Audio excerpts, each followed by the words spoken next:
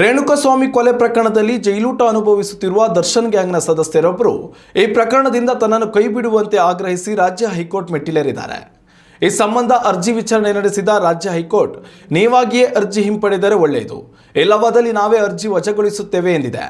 ಈ ಪ್ರಕರಣದ 14ನೇ ಆರೋಪಿ ಎನಿಸಿರುವ ಪ್ರದೋಷ್ ಎಸ್ ರಾವ್ ಈ ಕ್ರಿಮಿನಲ್ ಪ್ರಕರಣದಲ್ಲಿ ಪೊಲೀಸರು ತಮ್ಮ ಮೇಲೆ ಹೊರಿಸಿರುವ ಆರೋಪಗಳಿಂದ ತಮ್ಮನ್ನು ಕೈಬಿಡಬೇಕು ಎಂದು ಆಗ್ರಹಿಸಿ ರಾಜ್ಯ ಹೈಕೋರ್ಟ್ಗೆ ಅರ್ಜಿ ಸಲ್ಲಿಕೆ ಮಾಡಿದರು. ಈ ಸಂಬಂಧ ವಿಚಾರಣೆ ನಡೆಸಿದ ಹೈಕೋರ್ಟ್, ಸುಪ್ರೀಂ ಕೋರ್ಟ್ನಲ್ಲಿ ನಿಮ್ಮ ಜಾಮೀನು ಅರ್ಜಿಯೇ ತಿರಸ್ಕೃತಗೊಂಡಿರುವಾಗ ಕ್ರಿಮಿನಲ್ ಪ್ರಕರಣದ ಹೊಣೆಗಾರಿಕೆಯಿಂದ ನೀವು ತಪ್ಪಿಸಿಕೊಳ್ಳಬಹುದು ಎಂದು ಹೇಗೆ ನಿರೀಕ್ಷೆ ಮಾಡಿದ್ದೀರಿ ಎಂದು ನ್ಯಾಯಮೂರ್ತಿಗಳು ಆರೋಪಿ ಪರ ವಕೀಲರನ್ನ ಪ್ರಶ್ನಿಸಿದ್ದಾರೆ.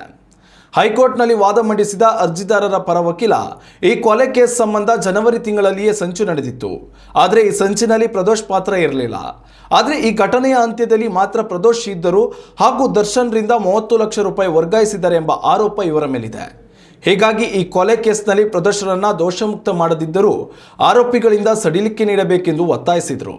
ಆದರೆ ಬಳಿಕ ಹೈಕೋರ್ಟ್ ಜಡ್ಜ್ ಮಾತನ್ನು ಆಲಿಸಿದ ಪ್ರದೋಷ್ ಪರ ವಕೀಲರು ಅರ್ಜಿ ಹಿಂಪಡೆಯಲು ಸಮ್ಮತಿ ಸೂಚಿಸಿದರು.